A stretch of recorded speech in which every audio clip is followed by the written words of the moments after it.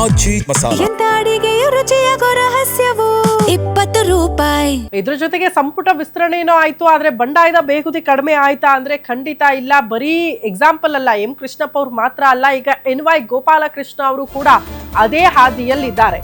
So convince ಆಗಿಲ್ಲ ಅವರು ಕೂಡ, ಹಂಗಾಗಿ ಇವತ್ತು ಬೆಂಬಲಿಗರ ಸಭೆ ಕರೆದಿದ್ದಾರೆ NY ಗೋಪಾಲಕೃಷ್ಣ ಅವರು. DK ಶಿವಕುಮಾರ್ ಅವರ ಸಂಪುಟದಲ್ಲಿ ಮಂತ್ರಿ ಸ್ಥಾನ ಕೈತಪ್ಪಿರುವ ಹಿನ್ನೆಲೆಯಲ್ಲಿ ಅಸಮಾಧಾನಗೊಂಡಿದ್ದಾರೆ.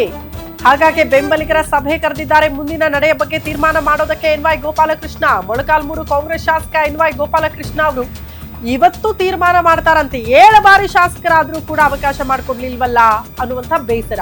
ಕ್ಷೇತ್ರದ ರಾಂಪುರ ಗ್ರಾಮದ ಯಲ್ಲಮ್ಮ ಎಸ್ಟೇಟ್ ನಲ್ಲೇ ಇವತ್ತು ಸಭೆ ಆಗುತ್ತಂತೆ. ಸಭೆಯಲ್ಲಿ ತೀರ್ಮಾನ ಕೈಗೊಳ್ಳೋದಕ್ಕೆ ಮುಂದಾಗ್ತಿದ್ದಾರೆ. ಬೆಳಗ್ಗೆ 11 ಗಂಟೆಗೆ ಆರಂಭ ಆಗಲಿದೆ ಬೆಂಬಲಿಗರ ಸಭೆ. ಸಭೆಯಲ್ಲಿ 1000ಕ್ಕೂ ಅಧಿಕ ಮುಖಂಡರು ಆಗಮಿಸುವ ಭಾಗಿಯಾಗುವ ಸಾಧ್ಯತೆ ಇದೆ.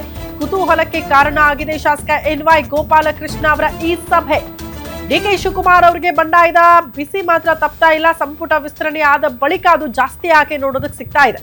ಈ ಬಾರಿ ಜಸ್ಟ್ ಅಸಮಾಧಾನಗಳು ಮಾತ್ರ ಅಲ್ಲ, ಬಂಡಾಯ ಮಾತ್ರ ಅಲ್ಲ, ಪಕ್ಷ ಬಿಡೋ ತೀರ್ಮಾನ, ಶಾಸಕ ಸ್ಥಾನಕ್ಕೆ ರಾಜೀನಾಮೆ ಬಲ್ಕ್ ಆಗಿ ಬರೋ ನಿರ್ಧಾರ ಮಾಡಿದ್ರು.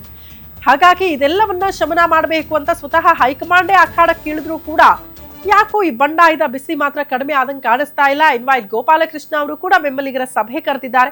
ಸಭೆಯಲ್ಲಿ ಇವತ್ತು ತೀರ್ಮಾನ ಮಾಡ್ತಾರಂತೆ ಮುಂದಿನ ನಡೆಯ ಬಗ್ಗೆ.